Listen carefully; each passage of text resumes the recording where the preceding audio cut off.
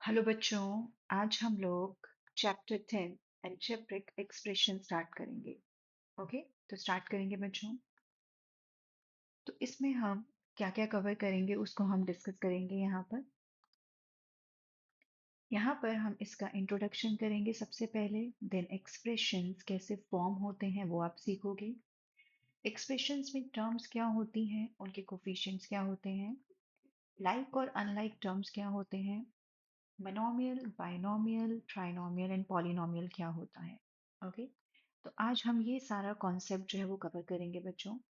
और finding the value of an expression वो करेंगे। Okay, finding the value of an expression जो है वो हम एक्सरसाइज में करेंगे। ओके, तो अब हम स्टार्ट करेंगे बच्चों। सो फर्स्ट एल्जेब्रिक एक्सप्रेशंस होता क्या है। Okay, algebraic expressions are formed from variables and constant, and we use the operations of addition, subtraction, multiplication, and division on the variable and constants to form expressions. Okay, so algebraic expressions जो हैं बच्चों वो form किए जाते हैं by using variables and constant। और उसमें जब हम अपने mathematical operations यूज करते हैं, means addition, subtraction, multiplication, division, then एक algebraic expression फॉर्म होता है।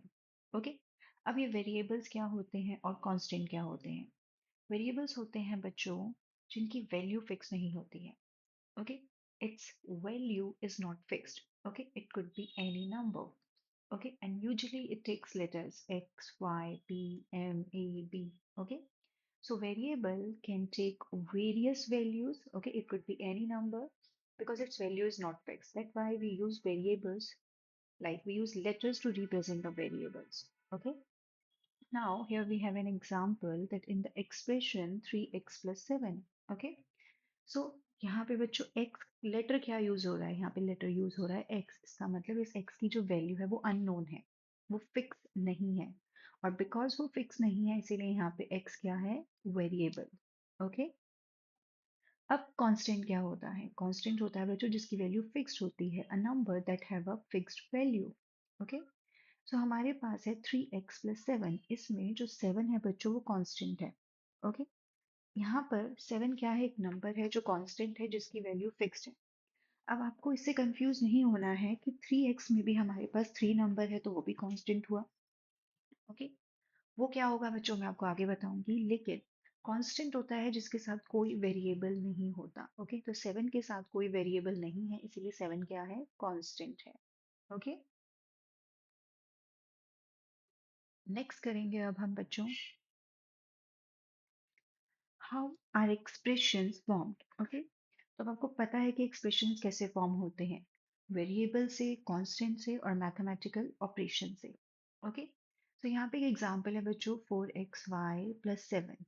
ये कैसे फॉर्म हुआ है बच्चों, देखो यहाँ पे हमारे पास दो वेरिएबल्स हैं x एंड y। ये वेरिएबल्स क्यों हैं, क्योंकि इनकी अननोन वैल्यू है, इनकी कोई वैल्यू फिक्स नहीं है। अननोन वैल्यू के लिए हमने यहाँ पे लेटर्स यूज किए हैं x एंड y। और यहाँ पे दो कांस्टेंट है 4 एंड 7। बट जो कांस्टेंट आपसे अगर एक्चुअल कांस्टेंट पूछा जाए तो आपका आंसर सिर्फ 7 होगा यहाँ पे। ओके, बिकॉज यहाँ पे एक्सप्रेशन कैसे फॉर्म हुआ है, हमने इस कांस्टेंट 4 को x वेरिएबल और y वेरिएबल से मल्टीप्लाई किया तो हमें एक टर्म मिली बच्चों 4xy। इसको क्या बोलते हैं बच्चों, टर्म्स। एंड हमने जब इसमें कांस्टेंट 7 ऐड किया तो हमें हमारा मिला अलजेब्रिक एक्सप्रेशन। ओके, पहले हमने 4 लिया बच्चों, उसको हमने x से और y से मल्टीप्लाई किया, फिर हमने उसमें 7 ऐड किया तो हमें क्या मिला, 4xy plus 7। ओके, सिमिलरली यहाँ पे एक और एग्जांपल है, मेरे पास है यहाँ पे 10y minus 20। तो y क्या है बच्चों, वेरिएबल है। ओके, क्योंकि इसकी वैल्यू अननोन है। तो पहले हमने y को 10 से मल्टीप्लाई किया, फिर उसमें से 20 को सब्ट्रैक्ट किया तो हमें एक अलजेब्रिक एक्सप्रेशन मिला। ओके, सो इस तरीके से जो है अलजेब्रिक एक्सप्रेशंस फॉर्म होते हैं। ओके, एक और एग्जांपल देती हूँ बच्चों मैं आपको।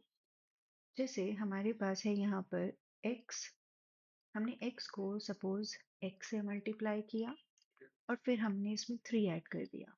ओके, तो यहाँ पे हमने क्या किया, हमने सेम वेरिएबल को सेम वेरिएबल से मल्टीप्लाई करते हैं तो इसकी पावर्स ऐड हो जाती हैं। ये है 1 और ये है 1। तो ये हो जाएगा बच्चों x square plus three. Okay, one plus one two, और फिर हमने उसमें थ्री ऐड किया तो हमें क्या मिला, हमारा अलजेब्रिक एक्सप्रेशन। तो इस तरीके से हम अपने एक्सप्रेशंस फॉर्म करते हैं। ओके, तो अब हम आगे करेंगे बच्चों। Look at how the following expressions are obtained.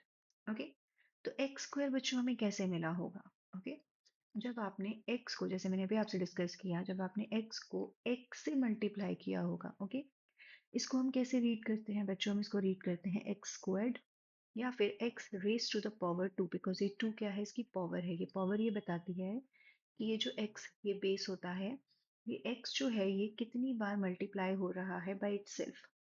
So x is multiplying two times by itself means x into x, आपको क्या मिलेगा, x स्क्वायर। सिमिलरली टू वाई स्क्वायर कैसे फॉर्म हुआ होगा बच्चों, पहले आपने टू लिया होगा, फिर y को टू टाइम्स मल्टीप्लाई किया होगा और टू से मल्टीप्लाई किया होगा, तो आपको क्या मिला होगा, टू इंटू वाई स्क्वायर, और उसके बाद आपको ये प्रोडक्ट मिलेगा two y square. Okay, next है हमारे पास three x square minus five. तो सिमिलरली पहले आप थ्री लोगे, और क्योंकि हमारे पास एक्स स्क्वायर है, इसका मतलब हमें एक्स को दो बार मल्टीप्लाई करना है। सो एक्स टाइम्स एक्स, और फिर उसमें से आप फाइव माइनस कर दोगे। ओके, सो ये क्या बनेगा बच्चों, three into x square minus five, और फिर जब आप इसको मल्टीप्लाई करोगे तो आपको मिलेगा थ्री एक्स स्क्वायर, उसमें से आप फाइव सब्ट्रैक्ट कर दोगे। तो ये क्या है बच्चों, एल्जेब्रिक एक्सप्रेशंस। ओके, नेक्स्ट है हमारे पास सिंपली x टाइम्स y, तो आपने सिर्फ x और y को मल्टीप्लाई किया है, जो कि आपको प्रोडक्ट मिला है एक्स वाई। नेक्स्ट है हमारे पास four x y plus seven. Okay, so four x y मतलब आपने फोर को पहले x से मल्टीप्लाई किया, फिर y से मल्टीप्लाई किया, एंड देन आपने उसमें सेवन ऐड किया। जो अब हम तीनों को एक साथ मल्टीप्लाई करोगे बच्चों, तो यहाँ पे दो वेरिएबल्स हैं x और y, जो x और y ही रहेंगे, और आप नंबर लिखोगे फोर। ओके, जो कि एक कांस्टेंट है। तो ये हो जाएगा बच्चों four x y plus seven. Okay, अब हम नेक्स्ट करेंगे terms of an expression. Terms क्या होती हैं। ओके, तो बच्चों पहले मैं आपको एक एग्जांपल देती हूँ। जैसे हमारे पास ये ऑलरेडी एक एग्जांपल है, that four x y plus seven. Okay, ये जो एक्सप्रेशन है ये टर्म से मिलके बना हुआ है। Okay, expressions are made up of term.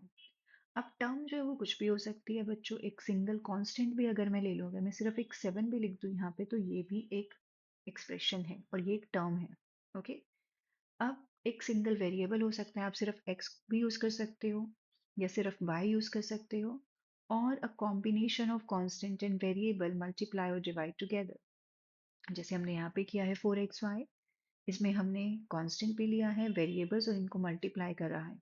Okay, तो हम ऐसे डिवाइड भी कर सकते हैं इसमें। ओके, सो एक्सप्रेशन ये four x plus four x y plus seven एक एक्सप्रेशन है बच्चों, जो कि टर्म से मिलके बना है। टर्म्स आपकी कुछ भी हो सकती हैं, सिंगल कांस्टेंट, सिंगल वेरिएबल, या combination of constant and variable. Okay, terms जो होती हैं बच्चों ये ऐड और सब्ट्रैक्ट होती हैं to make an expression. Okay, are added और subtracted to make an expression. जैसे यहाँ पर मेरे पास फोर एक्स वाई और सेवन है, आप ये साइन देख रहे हो बीच में प्लस का। टर्म्स जो होती हैं वो वेरिएबल से सेपरेट होती हैं।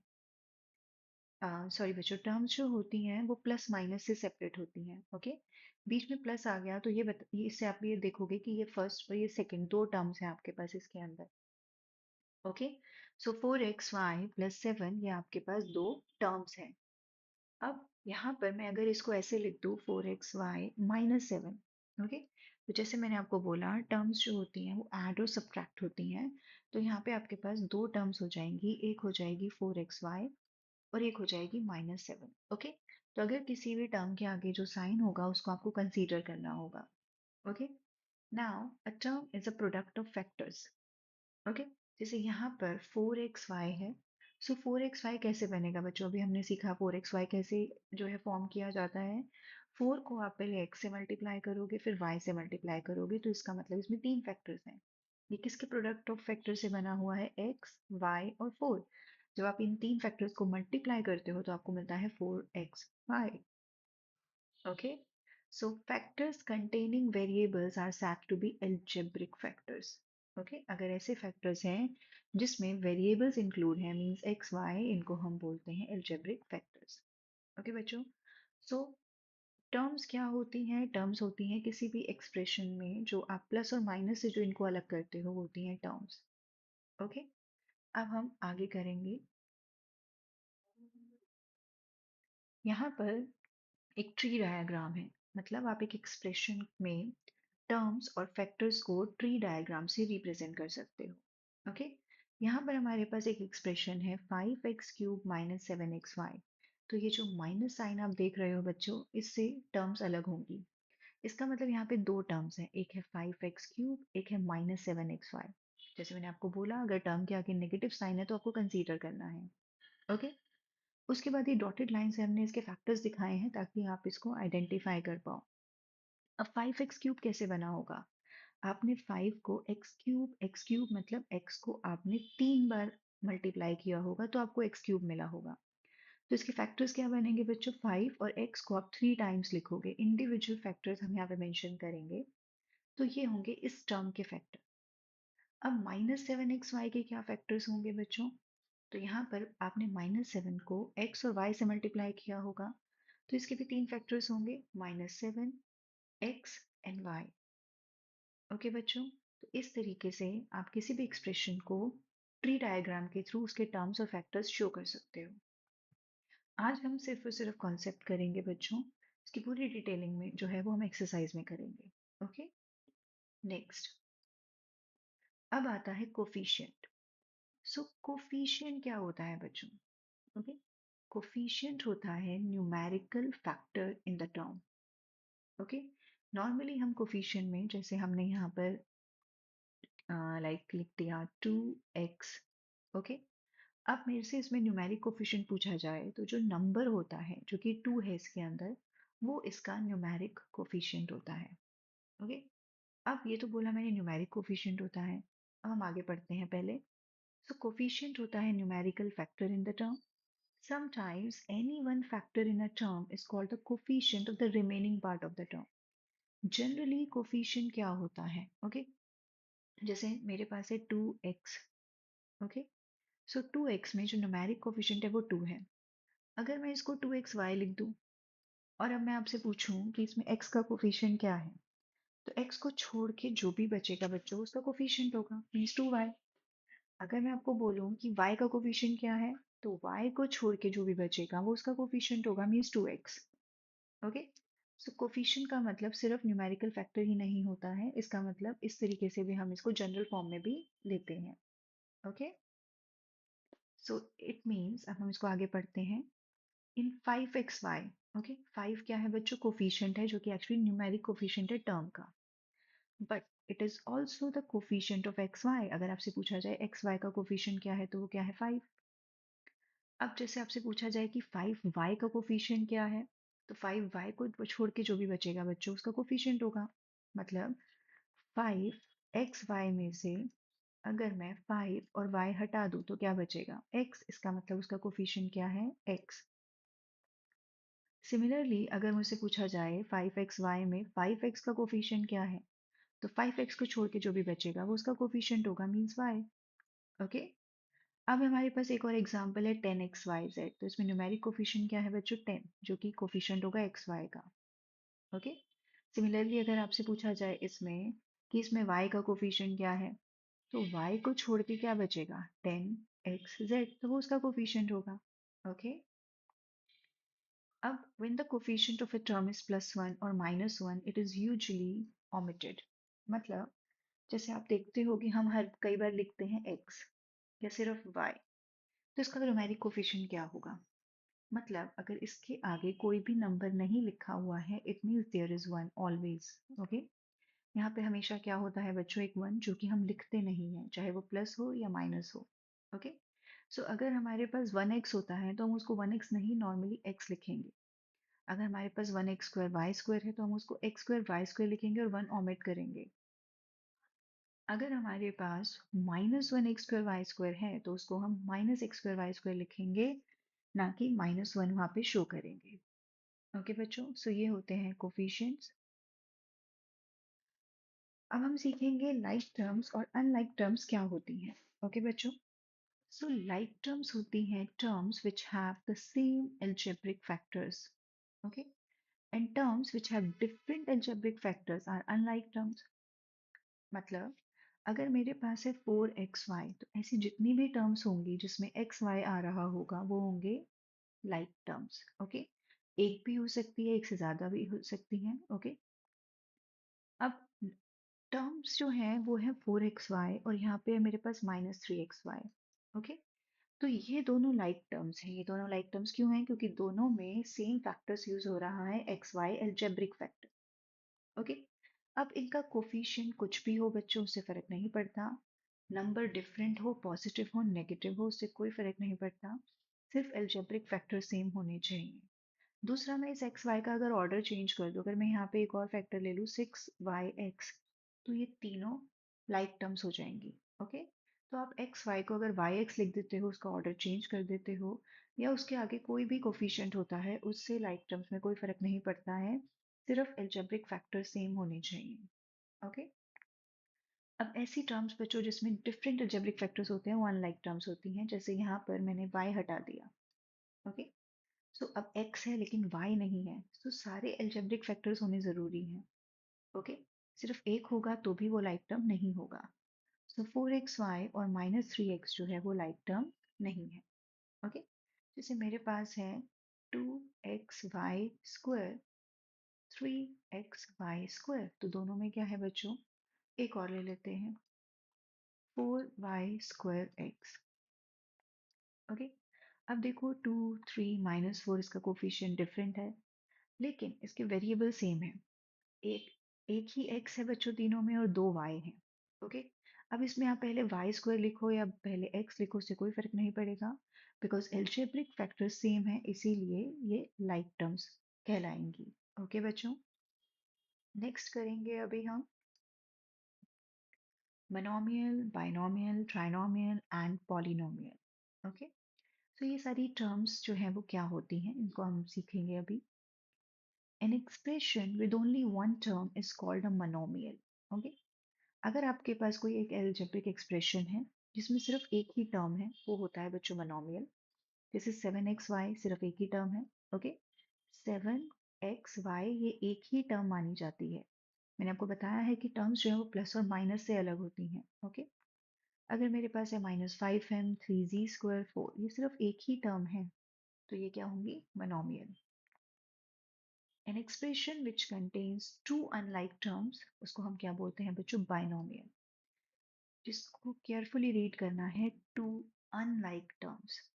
ओके, अगर टू लाइक टर्म्स होंगी तो वो बाइनोमियल नहीं होंगी. वो कैसे हो मैं अभी आपको बताती हूँ. तो एक एक्सप्रेशन बच्चों जिसमें दो अनलाइक टर्म्स होती हैं उसको बोलते हैं बाइनोमियल. जैसे x+y m-5. देखो यहाँ पे प्लस माइनस यूज हो रहा है. mn+4m a² - b², और ये सारी ही टर्म्स अनलाइक हैं. सपोज अगर मैं x+x लिख दूं तो ये बाइनोमियल नहीं होगा. क्यों? क्योंकि ये ऐड होके मोनोमियल बन जाएगा, क्योंकि ये दोनों लाइक टर्म्स हैं. ओके, तो किसी भी एक्सप्रेशन में अगर लाइक टर्म्स आ रही हैं तो पहले आप उसको पूरा सॉल्व करोगे, उसके बाद ही अपना आंसर दोगे कि वो बाइनोमियल है या ट्राइनोमियल है या मोनोमियल है. ओके, थर्ड है हमारा ट्राइनोमियल बच्चों, जिसका मतलब है an expression which contain three terms is called a trinomial. Okay, अगर किसी एक्सप्रेशन में तीन टर्म्स हैं तो उसको बोलते हैं ट्राइनोमियल. जैसे x+y+7, और ये तीनों अनलाइक टर्म्स होनी चाहिए. 3x² -5x+2, ये भी तीनों अनलाइक टर्म्स हैं. ओके, तो इसको हम बोलेंगे trinomial. An expression with one or more terms is called a polynomial. Okay, so it means monomial, binomial, trinomial, ये सब क्या है बच्चों? Polynomial. Okay, so अब जब ये तीनों टर्म्स को हम पॉलिनोमियल भी कहते हैं तो फिर मोनोमियल, बाइनोमियल, ट्राइनोमियल क्यों बोलते हैं? ओके, सो इनके लिए बच्चों नेम दिए गए हैं. एक टर्म के लिए मोनोमियल, दो के लिए बाइनोमियल एंड थ्री के लिए ट्राइनोमियल. और उससे ज्यादा अगर टर्म्स होती हैं तो उसके लिए आप हमेशा पॉलिनोमियल यूज करते हो, लेकिन ये सब भी पॉलिनोमियल के अंडर ही आती हैं. ओके, सो आज हमने बच्चों इसका कॉन्सेप्ट किया है, तो आज हम सिर्फ इतना ही करेंगे. सो आज के लिए बच्चों इतना ही. Thank you.